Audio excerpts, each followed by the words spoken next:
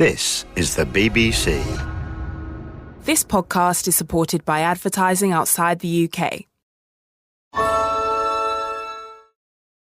My dad works in B2B marketing. He came by my school for career day and said he was a big ROAS man. Then he told everyone how much he loved calculating his return on ad spend.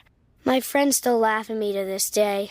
Not everyone gets B2B, but with LinkedIn, you'll be able to reach people who do. Get a $100 credit on your next ad campaign. Go to linkedin.com/results to claim your credit. That's linkedin.com/results. Terms and conditions apply. LinkedIn, the place to be, to be. This episode is brought to you by Progressive Insurance. Fiscally responsible, financial geniuses, monetary magicians. These are things people say about drivers who switch their car insurance to Progressive and save hundreds. Visit Progressive.com to see if you could save. Progressive Casualty Insurance Company and Affiliates. Potential savings will vary. Not available in all states or situations. BBC Sounds. Music, radio, podcasts. Hello and welcome to the food programme. Today we're in Battersea, just south of the Thames in West London, in an industrial unit, one that prepares food.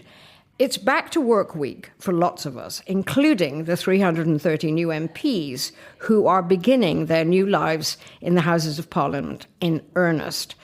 So as the government begins afresh, we're going to spend today discovering how fresh some of the thinking about food might be in this new Parliament. We've brought together three new MPs from the three largest political parties, though one is slightly less new than the others. From Labour, we have Dr Simon Opher, MP for Stroud, who is also a working GP, supporting social prescribing and suggesting to his patients working in allotments and singing more. From the Conservatives is Aphra Brandreth, MP for Chester South and Edisbury. She has a master's in environmental economics. And from the Liberal Democrats is Sarah Dyke, MP for Glastonbury and Somerton. She comes from a farming family, and she's the one who's actually been in Parliament since mid-2023. Right now, they're backbenchers, but we're going to ask them to think themselves into a more powerful future when they're heading the Ministries of Health or Trade or DEFRA. What would they do about food then? And what do they think now? We've made a lot of editions of the food programme showing there's some truth in the description of Britain as the sick man of Europe. Our productivity is low because so many people are chronically sick, with diseases related to what people eat. Yet, food is still seen as marginal. So today we're asking our three MPs to stand aside, if they can, from party allegiances and think about what food, farming and health policies would be good for the whole country, would help create a wide sense of us all being in this together. We've asked some of the people working and thinking about food in Britain to record questions for them about the issues they see as the heart of why food matters. But first, just a quick word with Alex Head, the founder of the catering company where we've come this morning. It's called Social Pantry. Alex, why is it called Social Pantry? I mean, when you first come in here, it seems like a rather posh catering company. Okay, so Social Pantry I started 12 years ago in my kitchen, and I have grown it very organically since then. So we're an events and contract caterer. What makes us very unique as a caterer is that not only are 10% of my team ex-offenders or prison leavers, but we're very sustainably led as well. So sustainably led means? So we are in the process of finalising our B Corp, which is really exciting, but we've got a real kind of focus on quality of produce, supply chain, where we buy our food from, trying to operate as sustainably as possible as a caterer. So from zero waste machines in the kitchen that take leftover food and spit it out as water, fleet of electric vans, to our teams being enrolled with ethical pensions. For us, we want to be as sustainable as possible as a caterer. Well, we're going to come back to you later because you have a question for the MP. I do indeed. So we'll let you get back to work because Thank you. I gather it's a busy week. I mean, a good busy week.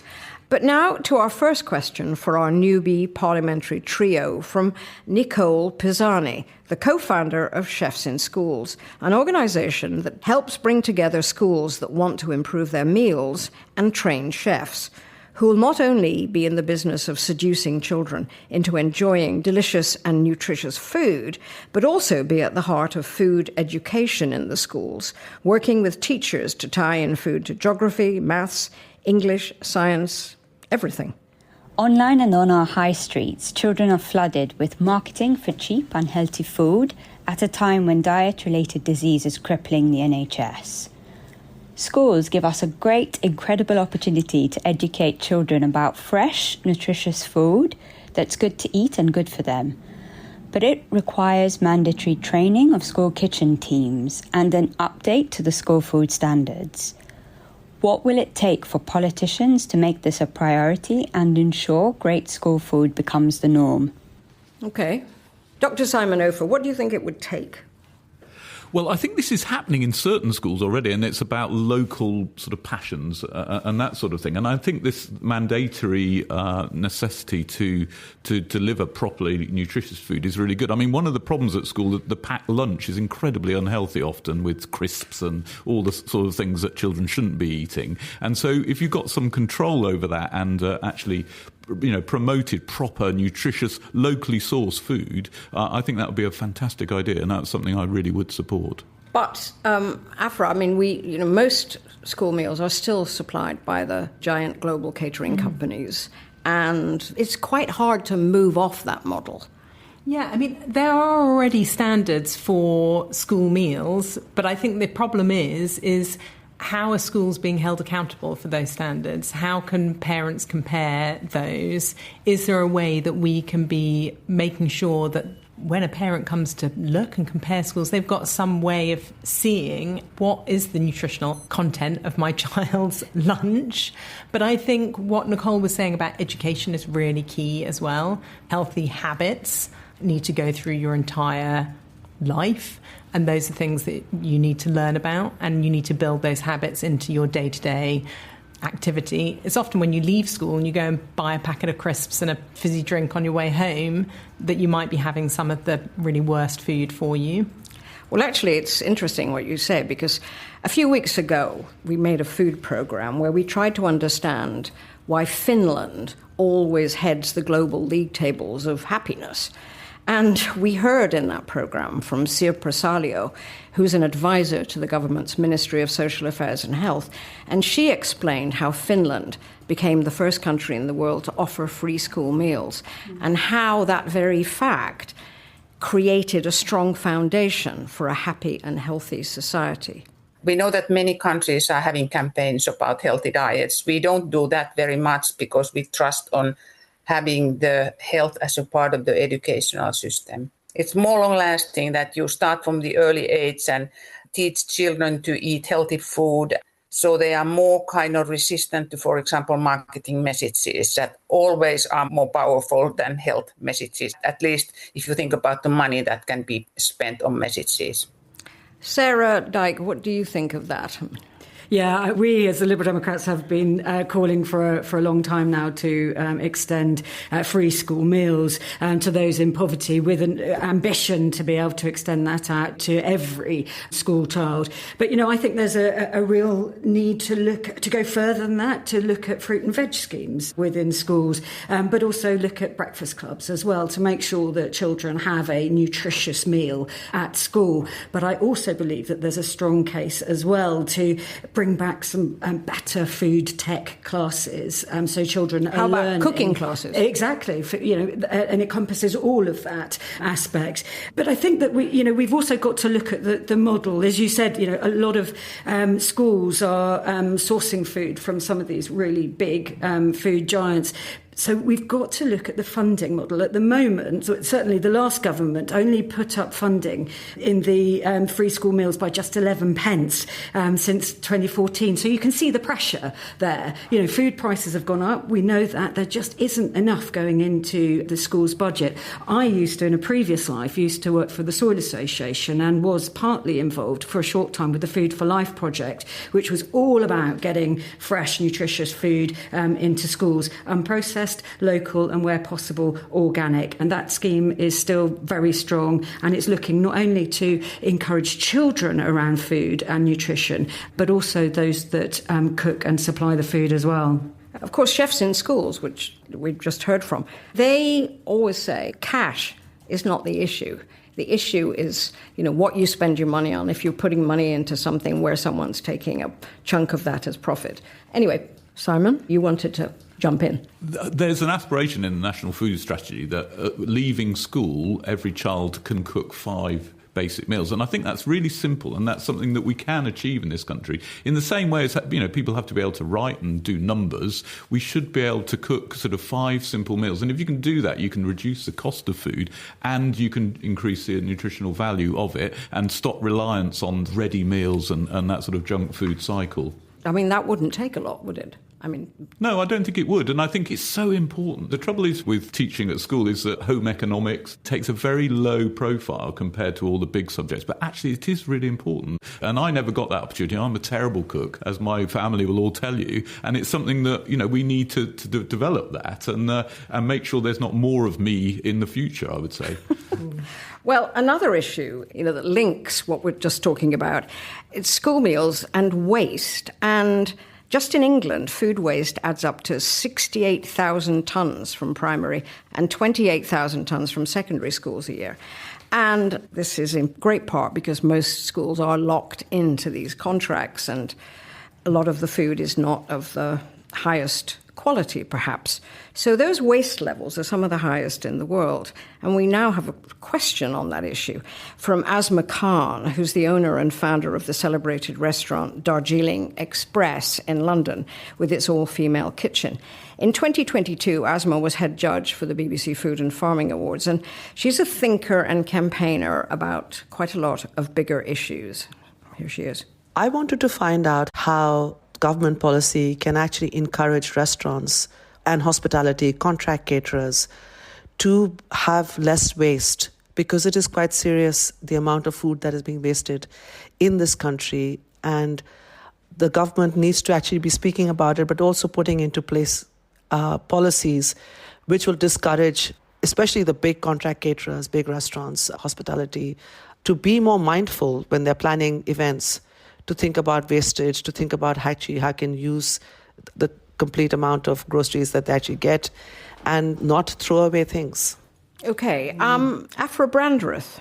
Well, I think it's a really important question because none of us want to see waste, and it's very worrying the quantity of food waste there is. I think something about 10% of food waste comes from hospitality. So it's amazing to be at Social Pantry today, where one of the things that they do is about zero waste to landfill. And actually there's some wonderful ideas that could be shared with other hospitality businesses, etc. I think government has a role in encouraging, but we do need businesses to lead it as well. And one of the things that I think as well is some of the amazing opportunities from technology now. There are apps that actually can match up where there might be waste from different businesses and try and get access for people to that waste so it doesn't get thrown away. And actually, because of the perishable nature of food, that does need to be quite locally led. I think that's something that's very hard to do from a really high-level, top-down approach. So making the most of that technology, I think, is really important.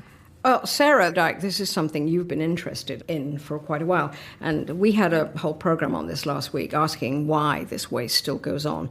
And one of the main points that came out of that is it does seem that there needs to be a legal obligation for catering industry, supermarkets to add up their waste properly, because at the minute it's voluntary. Mm-hmm. And I was very struck by the way that the supermarkets claim to be wasting so little food, when in fact, it's their policy of, if you've got 100 tons of cauliflowers and they're a bit small and a bit cream and they cancel that, then that becomes farm waste, which is a funny way of doing it. Anyway, Sarah, what do you think? Yeah, that's right. I mean, I have done some work on this in the previous Parliament and have called for better and mandatory food waste reporting. And there was limited action on that in the last parliamentary period. 6 years of delay in implementing that reporting on food waste. And so I called for the DEFRA Secretary to reconsider his mandatory reporting. And that lack of information around the pre-farm gate food wastage is absolutely awful. When the RAP actually estimated that there could be 1.6 million to 3.5 million tonnes of food wasted pre-farm gate, which is an extraordinary amount of food that should be going into our food systems. We need to love our ugly veg. Yeah, we do, absolutely. Simon, do you think there's likely to be that legislation going, you do have to measure this now? You can't just be telling RAP and, secretly and in this opaque fashion. Yeah, no, I think there's an obligation to do this. I mean, there's an organisation in Stroud called the Long Table, and it's interesting actually talking to them because they use a lot of waste food to make their meals. And one of the things that they say is that, that there's a sort of prepping of the same menu every day coming from national suppliers is both quite tedious for the chefs and that sort of thing. And also, that's what's one of the things that leads to waste, because you have a large amount of single item things on menus, whereas if you use diverse things which are in season, then you can start to develop different menus every day, and that's actually very good for the staff as well. So they actually have very high satisfaction levels in their chefs as well. I think it's interesting that supermarkets often say, well, we can't take cream-coloured cauliflowers, or we can't take little apples, or russeted apples or something, because they don't look right. And I'm not sure I believe that. Aphra Brandreth, do you believe that? Well, I mean, I think ultimately supermarkets are going to do what they think is best for their profit line. So they probably do know, because they probably have seen that people aren't buying when it is and what they consider to be the perfect size and shape. So that is partly about us helping to educate and encourage people, a bit like I was saying. Learn to cook, love your ugly fruit and veg. It doesn't have to be a specific size. But of course, working with those supermarkets as well to try and help them to be part of that education. Another point that I wanted to talk about was best before dates. But that's got a bit better now, hasn't it? I mean, from legislation. I think it is better, but there's still work to be done on it. And again, I think that is about helping people to understand what it actually means when you've got a best before date on your food. So again, It all comes into teaching and education. Well, our next question is from... My name's Tim Lang. I'm Professor Emeritus of Food Policy at City St George's, University of London. I've been spending the last 2 years reviewing for the National Preparedness Commission how prepared the public is for shocks to the food system.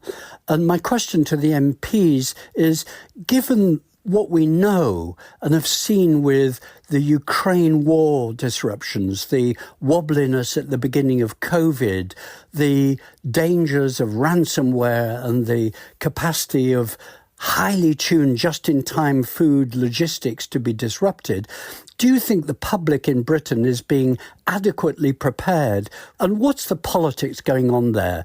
Is it all leave it to the big food companies when they are at risk? Do you think you should be informing and preparing the public? Or are you reverting to the default position of saying we mustn't frighten the public? In which case I would beg you to think otherwise. Simon, do you think otherwise? Well, I do, and I think the food distribution network is not resilient enough in this country. And I think partly that's how it's structured. And I come back to this localism, because I think there's other ways of doing it. There's something called the Open Food Network, which is sharing of food around.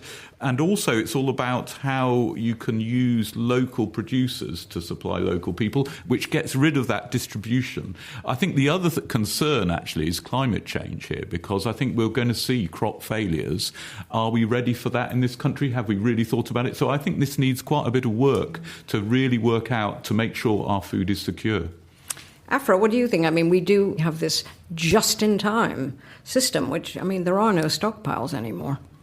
Yeah, I mean, we have introduced annual food security index, which shows that we are broadly stable with our food security, but there are long-term issues, as Simon was saying, about climate change, potential shocks that we absolutely need to be prepared for, and we need to take it really seriously.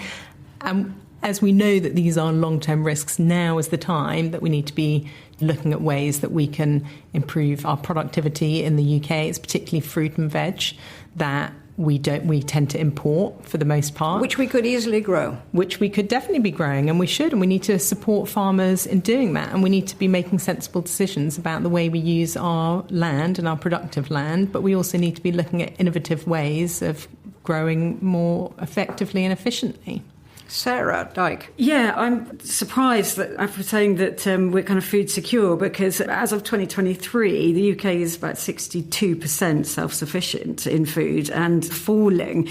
The food industry is kind of built on these very slim margins, this just-in-time supply chains. And so we've been calling for a national food strategy now for some time to tackle food prices and end food poverty and improve health and nutrition. I mean, interestingly, the new Labour government is talking to Henry Dimbleby, who wrote the food strategy commissioned by the Conservative government and then kind of dumped. I mean, if you read that document, it's really inspiring, actually. I mean, one of the things they're talking about more generally is about how we stop this junk food cycle, which will make people a lot healthier. And that's actually about differential levels of tax on food, which I think is the way forward. And unfortunately, at the moment, the junk food cycle means that junk food is very cheap because they sell a lot of it and they can shift units as such. The National Food Strategy is saying we need to start thinking about labelling and proper.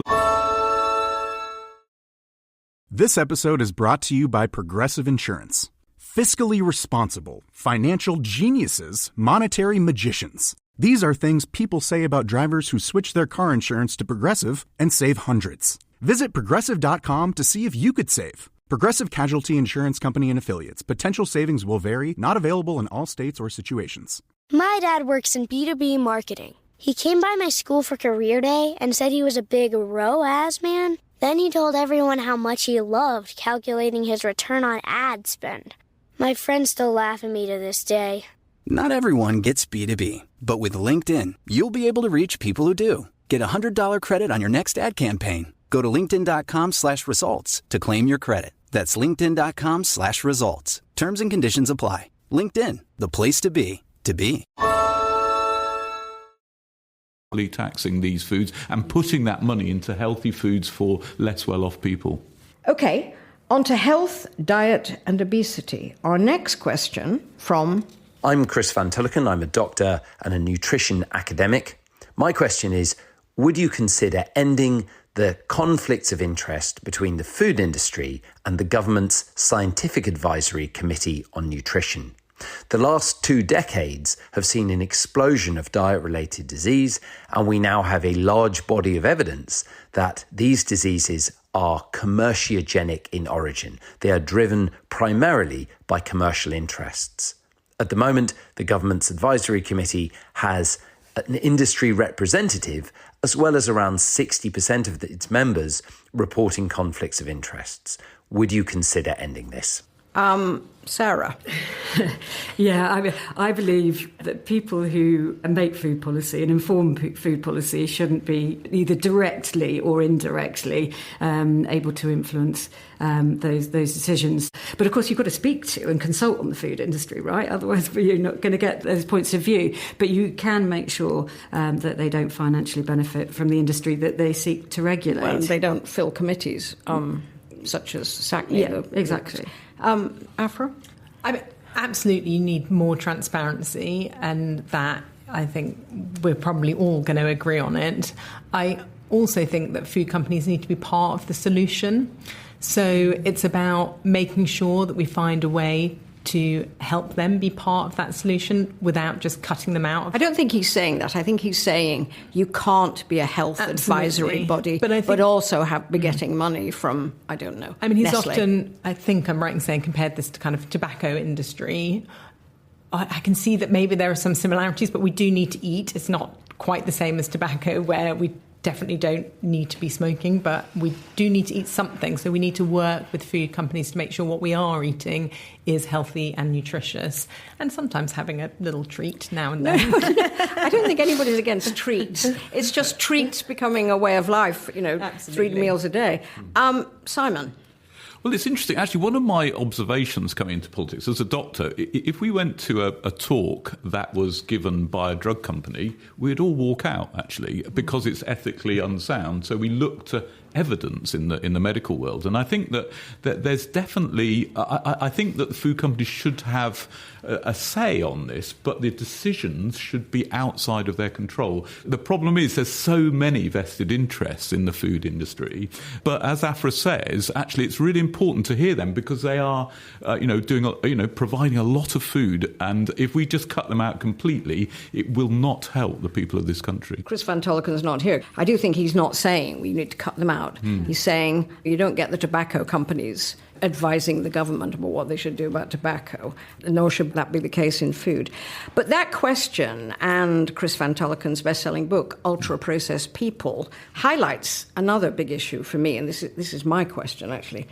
Governments of whatever political hue over the past 40, 50 years have tended to ignore the link between what people eat and health. So, Simon, that the NHS is cracking because of the cost of diseases, that follow from obesity and, in particular, diabetes type 2, which you'll remember used to be called adult onset diabetes till young people started getting it.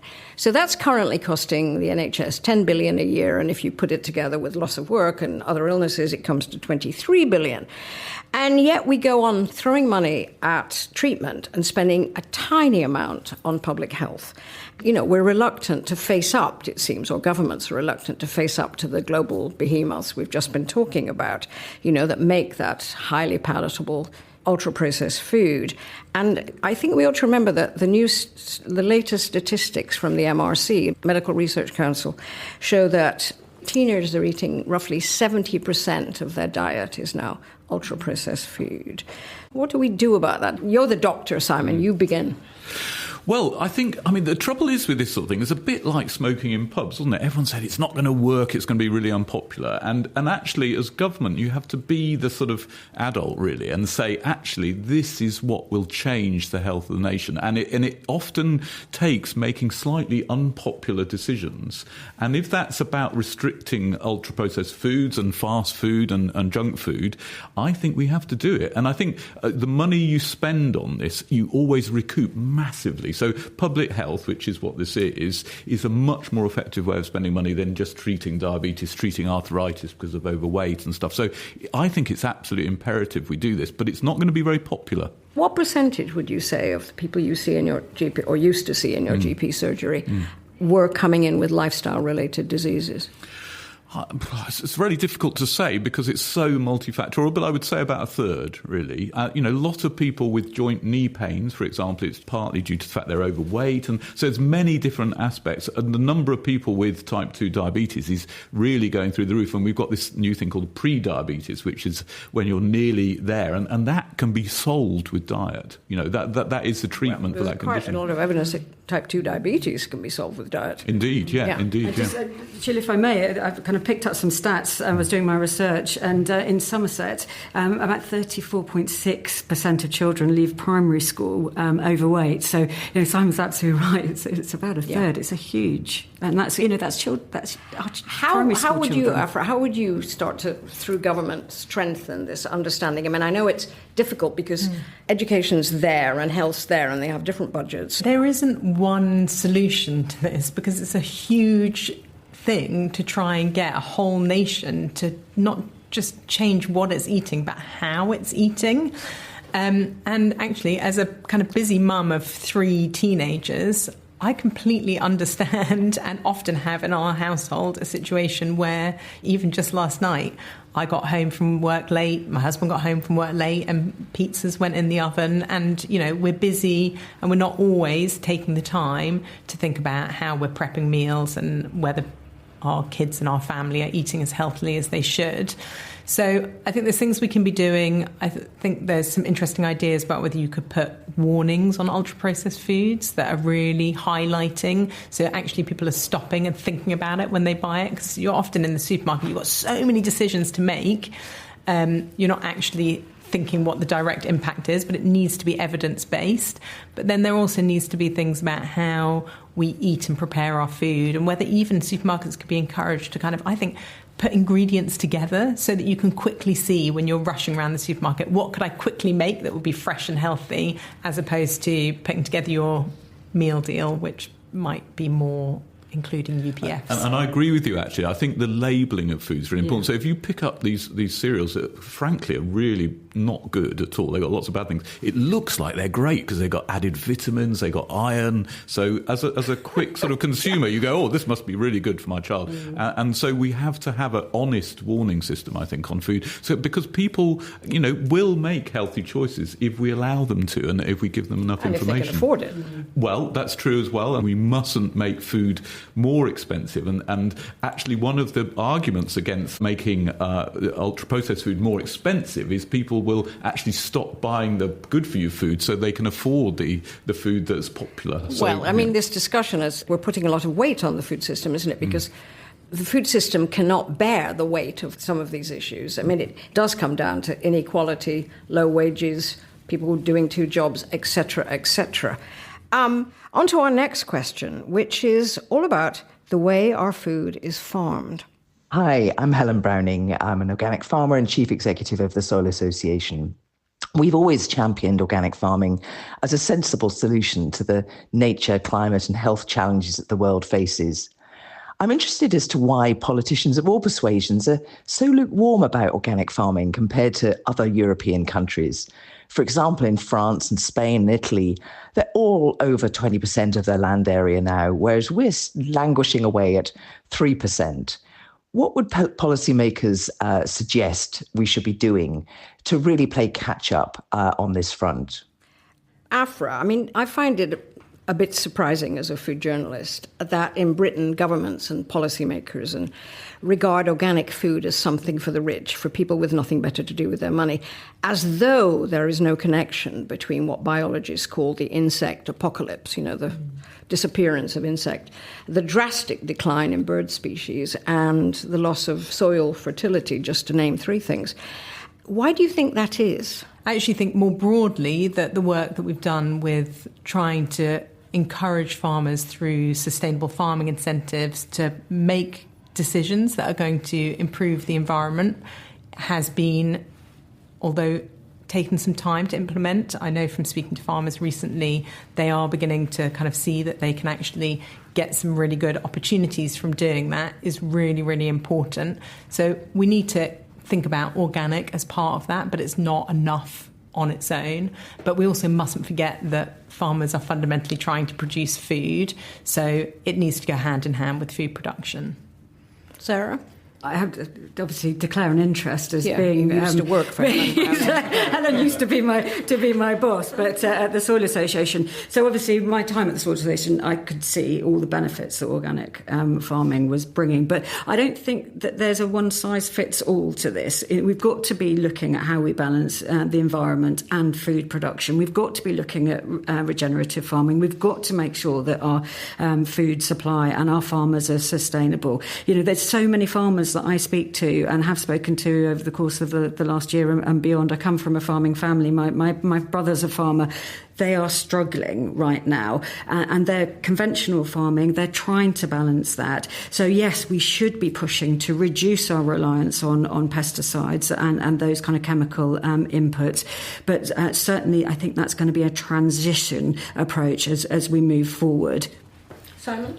Well, I think what the farmers I've talked to in Stroud, and it's fairly rural as well in Stroud, is that they want a sort of funding agreement which is longer term because they need to make longer term decisions. So I think we need to put in place a sort of budget until 2029 so that they can feel more secure about doing food. But also I think we'd have to look at regenerative agriculture. I don't think the soil can really take what we're doing to it at the moment. We have to change the way we think. The other thing is, I think when you produce organic vegetables, And I think we should encourage people to grow their own vegetables as well as a health benefit. But, organic vegetables have got much more nutrition in them. So in that way, we can really change the thoughts around that. The problem really is cost, isn't it, I think? And, you can produce much cheaper vegetables if you shed loads of pesticides and that sort of thing. So it can't just be cost. So we have to make a change in our whole perception of food in that way. It's giving farmers confidence to be able to make that transition. Yeah, they need to make profit and they need to make food, don't they, farmers? Yeah. That's the two things. Sarah, you have spoken about the grocery store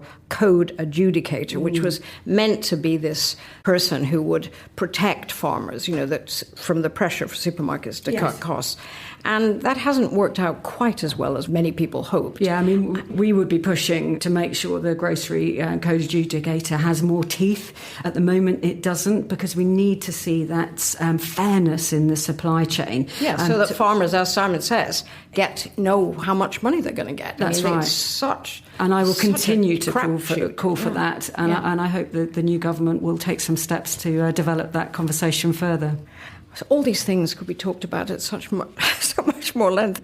But we've got a live question now, which is from Alex Head, who's the founder we heard earlier, founder of Social Pantry, where we are now. Alex. One of the things that makes us unique is that around 10% of my team are prison leavers.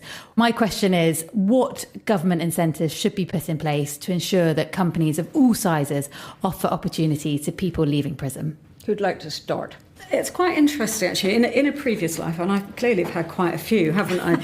But I used to run a European funding programme, and as part of that, one of the projects that came forward was a project at a nearby prison that wanted to develop a walled garden within the prison to be able to train more prisoners during their time there, to then give them better opportunities to be able to get out into the workplace.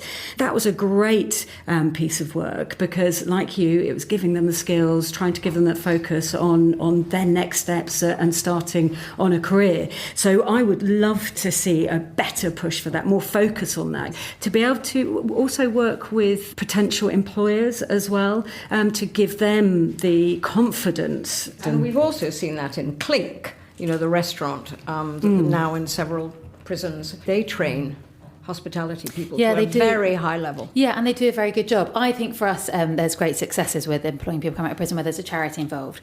So obviously the probation is severely underfunded and actually, don't have much resource. But for us, when there's kind of a bit of a tripod between the prison leavers' family and themselves, the charity and myself as a business and employer, then there's real successes. But ultimately, I feel that as an SME, we've got minimal resources. We operate in the hospitality industry, so there's very thin profit margins, and we don't have that much internal structure. But for bigger companies that have got, much more budget, resource, and actually, would be able to kind of, offer opportunity, I really think they should. And I often challenge, big bosses or HR departments and say, come into prison with me. And if you don't meet anybody in there that you think is worth giving a chance, then fine. All you've done is spend a couple of hours in prison, and no one's nonetheless. But actually, really, if there's a government incentive, whether it's financial or whether there's just actually compliance of having a certain percentage of prison leaver places available or opportunities available, I think then there would be that additional pressure. And I do think that would really make a difference. Because I know definitely over the years of kind of employing close to 40 prison leavers, we've definitely changed a few lives in there. And it's as simple as saying, come on in on Monday, I'll offer you an opportunity. It's there for the taking. Some of them run with it and some of them struggle. But ultimately, if they're not being given opportunity by SMEs and bigger companies, then really it's just good. The problem's going to perpetuate. So it's interesting to know what you Simon, advise. what's your response? Well, I think it's quite encouraging. I'd like to big up our government a little bit because they brought James Timpson into the government to advise us on this type of thing, and he's another really good example of trusting ex-convicts. And I think rehabilitation of prisoners is absolutely essential. And if you don't invest in that bit, you'll just get reoffending and people going back in. And you do need to take a step and actually trust these people. And James Timpson is a great position to do that. Aphra. I think ultimately businesses like Social Pantry are the best advertisement for this because we've got a lot of staff shortages in hospitality and in other industries, and actually just you going out there and showing people how you've made it work, and you've got some fantastic people now working for your company. It's about changing mindsets as much as anything else, and just encouraging businesses to think, actually, I can do this and it's going to be good for both the ex-offender, but it's also going to be great for my business. Definitely. And brilliant for the employees within the business. It's often cited at interview stage or appraisal stage, what is the one thing that they're proud about with Social Pantry, and it's the employing prison leavers. So it's also that kind of team morale, it's that kind of cohesion of totally different backgrounds. But yeah, it really is a positive. Thank you very much, Alex. Thank you. Well, we're sort of rounding this up now. But since I'm presenting and since 3 MPs are here, I'm just going to impose on you. I mean, I've been reporting on the politics of food for a long time, and for decades I've been curious about why food has always been trivialised in the UK. And I came here into food journalism from working in food journalism in the US, so I knew quite a bit about the disasters of the American food system. But since World War II, the UK government has almost slavishly followed in the steps of the United States in its terms of its food system. And we have paid absolutely no attention to some of the healthiest countries in the world who are just across the channel. I mean, producer Natalie and I were in Spain. They are the healthiest country in the world. Greece, France. Aphra Brandreth, your dad's an MP, he lived through this. Why has that happened, do you think?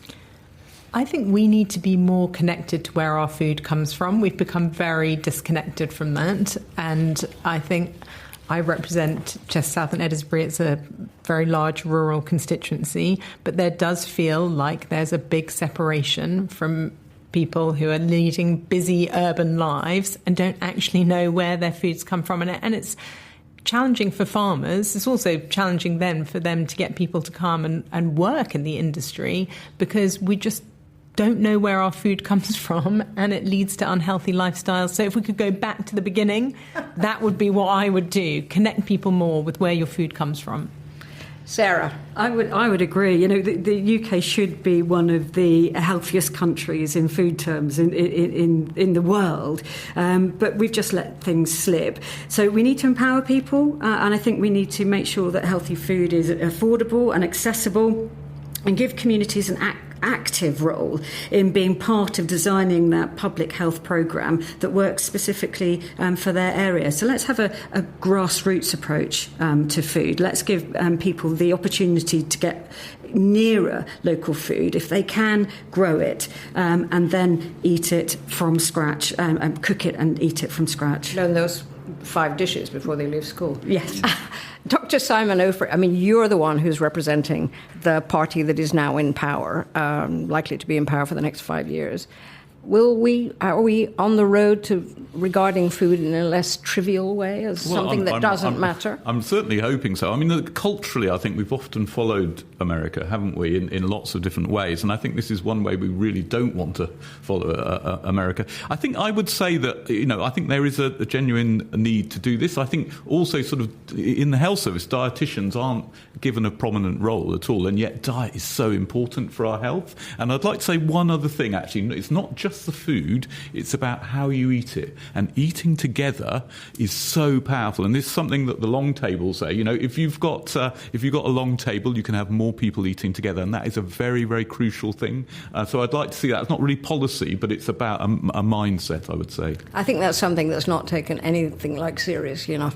We were recording in France, in a economically mixed area, middle school, and to see the children sitting around a table for half an hour in this proper lunch hour and talking to each other. I mean, it was nice food, hardly any food waste. And, it just seemed like common sense. Anyway, you've all been marvellous on the common sense front. And this was so interesting. And I'm so glad that you all agreed to come. So thank you to all. Alex Head and the team here at the Social Pantry, Conservative MP Aphra Brandreth, Liberal Democrat MP Sarah Dyke, and Dr Simon Opher MP from the Labour Party. We wish you all the best of luck. Thank you. Thank you so much. Since we recorded this programme, the Welsh Government announced that as of this month, it has completed its policy of providing a free school lunch for every primary school child in Wales. Thanks for listening. Producer Natalie, Donovan and I hope you got some freshness from the politics. Natalie produced this programme at BBC Bristol. It's the 1980s. and a young bodybuilder named William Dillon leaves rural Illinois behind for sun-drenched California in search of a supersized American dream, to get absolutely jacked. When you're muscular, when you're big, you get respect. But he's about to discover the secret to why so many of the bodybuilders around him are getting ripped quick. This is the story of the biggest illegal steroid operation the United States had ever seen. Literally hundreds, if not 1,000 needles came down like the heavens were falling. I'm Natalia Petrozella. From BBC Radio 4, this is Extreme. Muscle Men. Listen first on BBC Sounds.